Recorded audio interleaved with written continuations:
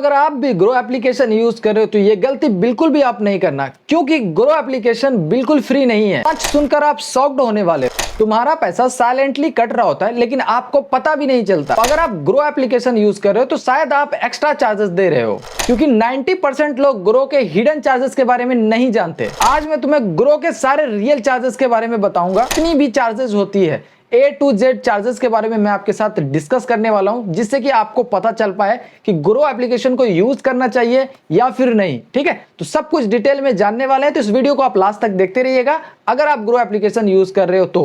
Video को शुरू करते हैं, बट उससे पहले आपसे एक छोटी सी रिक्वेस्ट है कि अगर आप हमारे इस चैनल पर नया है तो चैनल को सब्सक्राइब कर दो, बगल में घंटी का आइकन होगा उसको भी दबा दो, क्योंकि इसी तरह के इंटरेस्टिंग और कमाल के इन्फॉर्मेटिव वीडियोज आपसे मिस ना हो पाए। तो चलो वीडियो को शुरू करते हैं। दोस्तों, यहाँ पर ग्रो एप्लीकेशन के बारे में पूरी फुल डिटेल आपको मिलने वाला है, वो है 2026 के डाटा के अकॉर्डिंग। ठीक है, यहाँ पर हम लोग डिस्कस करेंगे, यहाँ पर जो है चार्जेस के बारे में, हिडन चार्जेस के बारे में एक्सप्लेन करेंगे, वो है पूरी डिटेल में। ठीक है, कौन कौन से चार्जेस है, कहाँ पर लगते हैं, ठीक है, जिसको जानना आपको जरूरी है। ठीक है, तो सबसे पहले हम लोग जो है यहाँ पर बात कर लेते हैं, वो है इंट्रोडक्शन वाला पार्ट पे। ठीक है, हम लोग समझते हैं इंट्रोडक्शन वाला पार्ट। ठीक है, तो देखो इंट्रोडक्शन क्या है, यहाँ पर आप देख सकते हो ग्रो एक पॉपुलर है डिस्काउंट ब्रोकर जो कि इंडिया का है। ठीक है, ये है इसका इंट्रोडक्शन। और दूसरी बात ये है कि ग्रो के अंदर हम लोग क्या क्या कर सकते हैं। देखो, स्टॉक, आप स्टॉक के अंदर इन्वेस्ट कर सकते हो, ट्रेडिंग कर सकते हो, सब कुछ कर सकते हो। यहाँ पर आप म्यूचुअल फंड में जा सकते हो, आईपीओ कर सकते हो, एफएनओ ट्रेडिंग कर सकते हो, फ्यूचर एंड ऑप्शन के अंदर जो है वो ट्रेडिंग वगैरह कर सकते हो, इन्वेस्टमेंट वगैरह कर सकते हो। म्यूचुअल फंड के लिए भी ये एप्लीकेशन है। तो ये कुछ इंट्रोडक्शन है जिसको जानना जरूरी है। अब हम लोग जो है मेन मुद्दे वाली बात पे जाते हैं, जो कि बहुत ही ज्यादा इंपॉर्टेंट है, सबको जानना चाहिए। वो है कि चार्जेस के बारे में। ठीक है, तो देखो हम लोग सबसे पहला चार्जेस के बारे में बात करते हैं, वो है अकाउंट चार्जेस। ठीक है, अकाउंट चार्जेस के अंदर आपको जो है अकाउंट ओपनिंग का कोई चार्जेस नहीं लगता है, ये फ्री है, जीरो है। ठीक है, लेकिन एनुअल मेंटेनेंस चार्ज भी आपका जीरो है। बहुत सारे ऐसे ब्रोकर्स हैं जिसका एनुअल मेंटेनेंस चार्ज लगता है, लेकिन यहाँ पर इवन जो है ग्रो जो है वो जीरो करके रखा है। अब ये होता क्या है, सबसे पहले मैं आपको समझाता हूँ। देखो, किसी भी ब्रोकर के अंदर अगर आप अकाउंट खोलते हो, वहां पर आपका जो अकाउंट है वो दो अकाउंट खुलता है। पहला होता है ट्रेडिंग अकाउंट, दूसरा होता है डीमेट अकाउंट। ठीक है, तो आपका जो डीमेट अकाउंट ओपन होता है, वो डीमेट अकाउंट को मेंटेन करने के लिए जो है ब्रोकर आपसे पैसा लेता है एनुअल मेंटेनेंस चार्ज के नाम पे, यानी एक साल में एक बार आपका जो है चार्जेस कटेगा। अब ये कितना कटेगा वो आपका ब्रोकर पे डिपेंड करता है, लेकिन ये जो ब्रोकर है ग्रो एप्लीकेशन, वो आपको जीरो लगता है। ठीक है, किसी भी तरह का आपका जो पैसा है वो एनुअल मेंटेनेंस चार्ज के नाम पे नहीं लगता है। ठीक है, तो ये आपको जान के चलना है। उसके बाद जो सबसे इंपॉर्टेंट चार्जेस है जिसको जानना बहुत ही ज्यादा जरूरी, ब्रोकरेज चार्जेस। ठीक है, अब ये देखो ब्रोकरेज चार्जेस कहाँ कहाँ पर लगता है, कितना लगता है, वो आप सही से समझ ले। ठीक है, देखो ब्रोकरेज चार्जेस के बारे में समझेंगे। सबसे पहला जो चार्जेस है वो है डिलीवरी चार्जेस। देखो, अगर आप लॉन्ग टर्म में इन्वेस्ट करते हो, किसी स्टॉक में इन्वेस्ट करते हो, ठीक है, तो यहाँ पर जो ब्रोकरेज चार्जेस है वो आपको शून्य है, यानी जीरो है। ठीक है, किसी भी तरह का चार्जेस नहीं है, बिल्कुल फ्री है। ठीक है, आप यहाँ पर जो है फ्री में यहाँ पर इन्वेस्ट कर सकते हो। ठीक है, लेकिन अगर आप इंट्राडे करते हो, इंट्राडे मतलब अगर दिन का ट्रेडिंग करते हो, यानी अगर आप 9:15 में मार्केट खुलता है और 3:30 में बंद होता है, तो उस बीच में अगर आप ट्रेडिंग खरीदते हो, या फिर उस बीच में अगर आप ट्रेडिंग करते हो किसी भी स्टॉक या फिर इंडेक्स के अंदर, तो आपको जो है इंट्राडे ट्रेडिंग के अंदर कंसिडर किया जाता है। अब आपका जो चार्जेस है वो आपको 20 रुपये पर ऑर्डर के हिसाब से लगेगा। चाहे आप बाय करते हो तो आपको 20 रुपया चार्जेस लगेगा, और आप सेल करते हो तो भी आपको 20 रुपये पर ऑर्डर के हिसाब से लगेगा। देखो, यहाँ पर जो चार्जेस है वो दो तरह का चार्जेस लगता है। एक होता है यहाँ पर 0.05% का चार्जेस। ठीक है, जो चार्जेस आपका कम रहता है उसके हिसाब से आपका जो ब्रोकर है वो चार्जेस लेता है। ठीक है, वो आप यहाँ पर देख सकते हो। मान लो कि अगर आप 10,000 रुपए का ट्रेडिंग करते हो, तो 10,000 के रुपए का ट्रेडिंग का जो ब्रोकरेज है वो कितना होगा, 0.505 के हिसाब से अगर देखा जाए तो वो 5 रुपया होता है। ठीक है, तो वो 5 रुपया आपसे लिया जाएगा एज अ ब्रोकरेज के नाम पे। ठीक है, और मैक्सिमम जो ब्रोकरेज है वो 20 रुपया पर ऑर्डर के हिसाब से लगेगा। ठीक है, एक ऑर्डर के अंदर आपका जो है वो 20 रुपए लगेगा। ठीक है, तो एक ट्रेड के अंदर दो ऑर्डर होता है, एक बाय करने वाला और एक सेल करने वाला। ठीक है, तो वो आपका जो मिलाकर एक ट्रेड के अंदर 40 रुपए ब्रोकरेज आप दे रहे हो उसके अंदर। जो ब्रोकरेज चार्जेस है वो है एफएनओ चार्जेस। यहाँ पर फ्यूचर एंड ऑप्शन के अंदर आप ट्रेड करते हो। ठीक है, यहाँ पर आपका 20 रुपए पर ऑर्डर के हिसाब से लगता है। अगर आप यहाँ पर बाय करते हो तो आपको यहाँ पर जो है वो 20 रुपए लगेगा। ठीक है, अगर आप सेल करते हो तो आपको यहाँ पर 20 रुपए लगेगा, यानी 40 रुपया पर ट्रेड के हिसाब से आपको देना पड़ेगा। ठीक है, किसके अंदर, आपको जो है वो एफएनओ के अंदर देना पड़ेगा। ठीक है, और देखो इंट्राडे के अंदर भी सेम ही है, लेकिन यहाँ पर अगर आपका जितना कम रहेगा उसके हिसाब से लगेगा। तो ये कुछ यहाँ पर डिफरेंस है इंट्राडे और एफएनओ के अंदर, तो वो आपको समझना जरूरी है। नेक्स्ट जो सबसे इम्पोर्टेंट चार्जेस है जो कि जानना आपको बहुत ही ज़्यादा ज़रूरी है, वो मैं आपको थोड़ा-सा यहाँ पर मिटा लेता हूँ, उसके बाद आपको मैं समझाता हूँ, ठीक है? जो इम्पोर्टेंट चार्जेस है, वो है यहाँ पर मैं आपको बता देता हूँ, वो है म्यूचुअल फंड चार्जेस, ठीक है? म्यूचुअल फंड चार्जेस में क्या होता है, देखो यहाँ पर अगर आप म्यूचुअल फंड के अंदर इन्वेस्ट करते हो, एसआईपी वगैरह करते हो, तो आपको डायरेक्ट म्यूचुअल फंड के अंदर कोई चार्जेस नहीं लगता है, ये फ्री है।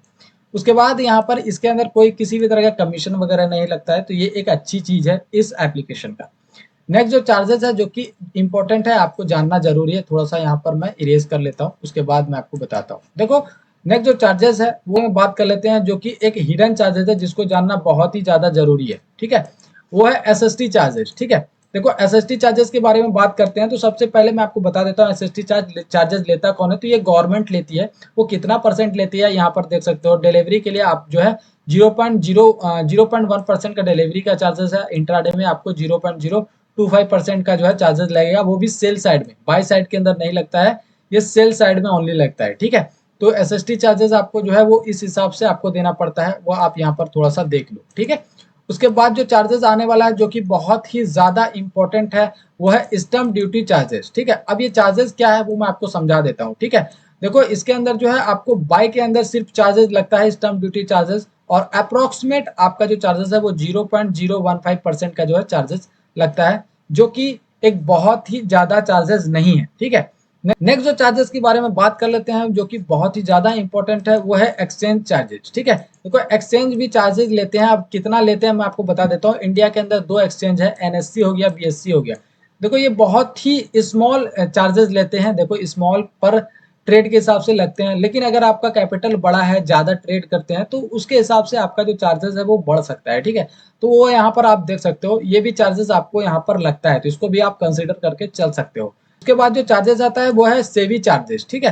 देखो सेवी चार्जेस क्या होता है मैं आपको बता देता हूँ, ये बहुत ही छोटा चार्जेस होता है, वो मैं आपको बताता हूँ। ये वेरी स्मॉल होता है, ये जो चार्जेस होता है वो 10 रुपया पर सीआर के हिसाब से लगता है। अगर आप 1 सीआर का ट्रांजेक्शन इधर-उधर करते हैं तो आपका जो चार्जेस है वो 10 रुपया पर ऑर्डर के हिसाब से लगेगा, ठीक है? तो ये बहुत ही छोटा अमाउंट है, अगर आपका जो है कैपिटल बड़ा नहीं है, आपका ज़्यादा कैपिटल नहीं है, तो आपको यहाँ पर जो है चार्जेस नहीं लगने वाला है। देखो अगला जो चार्जेस है वो है जीएसटी चार्जेस। देखो जीएसटी चार्जेस कहाँ पर कितना लगता है वो मैं आपको समझा देता हूँ। देखो जीएसटी चार्जेस जो है वो लगता है 18%, आपको पता है। यहाँ पर जो लगता है वो किस पर लगता है, वो ब्रोकरेज पर लगता है और चार्जेस पर लगता है। चार्जेस मतलब जो ट्रांजेक्शन चार्जेस होता है वो चार्जेस, ठीक है? तो अगर आप मान लो कि जितना भी आपने ब्रोकरेज जनरेट किया है और जो ट्रांजेक्शन चार्जेस है, दोनों मिलाकर जो चार्ज आपका जो अमाउंट बनता है उस पर आपका जो है 18% लगता है, ठीक है? मान के चलो कि आपने ब्रोकरेज प्लस चार्जेस दोनों मिलाकर 100 रुपए जनरेट किया है, ठीक है? तो 100 रुपए पर ही आपका जो है वो 18% लगेगा, जो कि जीएसटी के नाम पर रहेगा, ठीक है? मान के चलो कि आपने 18% जीएसटी दिया, यानी 18 रुपया आपने जीएसटी के नाम पर चार्ज पे किया है, ठीक है? तो हो सकता है आपका ब्रोकरेज यहाँ पर कम हो सकता है, आपने 20 रुपए यहाँ पर जनरेट किया है, यहाँ पर आपने 5 रुपए जनरेट किया है, टोटल मिला के 25 रुपए जनरेट किया है, तो इस हिसाब से आपका जो चार्जेस है वो 18% लिया जाएगा, ठीक है? तो ये चार्जेस है जो कि जीएसटी चार्जेस आपको देना पड़ता है, इसको आपको समझ के रखना है। डीपी चार्जेस है वो कितना लगता है मैं आपको समझा देता हूँ। देखो 20 रुपए चार्जेस लगेंगे, प्लस में आपका जो है वो जीएसटी पर सेल ट्रांजेक्शन के अंदर लगेंगे। अगर आपने किसी स्टॉक को सेल किया है तो सेल पर लगेगा, ना कि बाय पर लगेगा डीपी, ठीक है? तो जब आप अपने स्टॉक को बाय सेल करेंगे तब आपका जो 20 रुपया प्लस जीएसटी है वो आपका चार्जेस कटेगा, जो कि एक हिडन चार्जेस है, सबको नहीं पता चलता है, और उसका जो पैसा है वो ऑटोमेटिकली कट रहा होता है, ठीक है? तो ये चीज़ जानना ज़रूरी है, डीपी चार्जेस भी आपका लगता है। अब जो इम्पोर्टेंट चार्जेस है जो कि एक हिडन चार्जेस है जिसको आपको जानना ज़रूरी है, वो मैं आपको डिस्कस करता हूँ, ठीक है? तो देखो सबसे इम्पोर्टेंट जो चार्जेस आते हैं कि हिडन चार्जेस में कौन-कौन से चार्जेस होता है। देखो ऑटो स्क्वायर ऑफ चार्जेस आपको लगता है 50 रुपया। अब ये क्या होता है वो आपको समझा देता हूँ। देखो अगर आप मार्केट के अंदर इंट्राडे करते हो, 9:15 से मार्केट शुरू होता है और 3:30 में खत्म हो जाता है, ठीक है? तो इस बीच में अगर आप इंट्राडे करते हो तो इस बीच में आपको बाय एंड सेल दोनों करना होता है, ठीक है? अगर आपको लॉस हो रहा है तो आपको वहाँ पर जो है अपना ऑर्डर को एग्जीक्यूट करना होता है, अगर आपको प्रॉफिट हो रहा है तब पर भी आपको बुक करना होता है, ठीक है? लेकिन अगर मान के चलो कि किसी केस में आप बुक नहीं कर पाए, तो जो ब्रोकर है आपका जो ट्रेड है उसको बुक कर देता है, और वो जो बुक करने का जो चार्जेस है वो 50 रुपया लेता है, ठीक है? उसी को कहते हैं ऑटो स्क्वायर एफ, ठीक है? तो ये चार्जेस है वो 50 रुपया, जिसको आपको जानना जरूरी है। दूसरा है यहाँ पर प्लेस, अगर आप शेयर को प्लेस करते हो तो आपको यहाँ पर जो चार्जेस है वो 20 रुपया का लगेगा, ठीक है? एमटीएफ इंटरेस्ट आपको जो है वो 14.95% का आपको जो है लगभग आपको जो है इंटरेस्ट, एमटीएफ इंटरेस्ट भी आपको देना पड़ सकता है, ठीक है? तो ये कुछ हिडन चार्जेस है जो कि जो हर ब्रोकर आपको नहीं बताता है, ठीक है? नेक्स्ट जो चार्जेस के बारे में बात कर लेते हैं, जो कि बहुत ही ज्यादा इंपॉर्टेंट है, वो आपको अदर चार्जेस में आपका आता है डीमेट। ठीक है, इसमें आपको 150 रुपये लग रहा है। ठीक है, एपीआई के लिए आप जो है यहाँ पर 499 रुपया पर मंथ के हिसाब से पे कर रहे हो। ठीक है, तो ये कुछ जो है अदर चार्जेस है जिसको जानना बहुत ही ज्यादा जरूरी है। अब हम लोग नेक्स्ट बात कर लेते हैं प्रोज एंड कॉन्स के बारे में, यानी इस ब्रोकर के अंदर अच्छाइयाँ क्या है, बुराइयां क्या है। ठीक है, तो देखो प्रोज जो है यहाँ पर वो है एनुअल मेंटेनेंस चार्ज जो है वो यहाँ पर आपका जीरो है। ठीक है, बहुत सारे ऐसे ब्रोकर है जिसका एनुअल मेंटेनेंस चार्ज जीरो नहीं है। ठीक है, फ्री नहीं है, तो आपको यहाँ पर एनुअल मेंटेनेंस चार्ज फ्री दे रहा है, जो कि एक बहुत अच्छी चीज है इस ब्रोकर के अंदर। दूसरी चीज यहाँ पर जो है इजी टू यूज है, आप आराम से सारा जो है फंक्शनैलिटी को आराम से यूज कर सकते हो, यूज करने में आसानी है। ठीक है, बिगिनर फ्रेंडली है, अगर आप एक बिगिनर हो तो आप बिगिनर में भी आप इसके अंदर जो है अच्छे तरीके से ट्रेड वगैरह कर सकते हो। तो ये कुछ प्रोज है। ठीक है, लेकिन प्रोज जहाँ पर होता है वहां पर कॉन्स भी होता है, तो सबसे पहले हम लोग कॉन्स को समझ लेते हैं, तब हम लोग जो है डिसाइड कर पाएंगे कि ये जो एप्लीकेशन है वो हमारे लिए है या फिर नहीं है। ठीक, तो अब हम लोग सबसे पहले समझते हैं कॉन्स के बारे में, क्योंकि कॉन्स जानना जरूरी है। कॉन्स मतलब होता है बुराइयां। ठीक है, तो इसके अंदर बुराइयां क्या है मैं आपको समझा देता हूँ। देखो बुराइयां यहाँ पर कुछ नहीं है। सबसे पहली चीज यहाँ पर आपको डीपी चार्जेस देना पड़ रहा है, जो कि सारे ब्रोकर के अंदर डीपी चार्जेस लगते ही लगते हैं।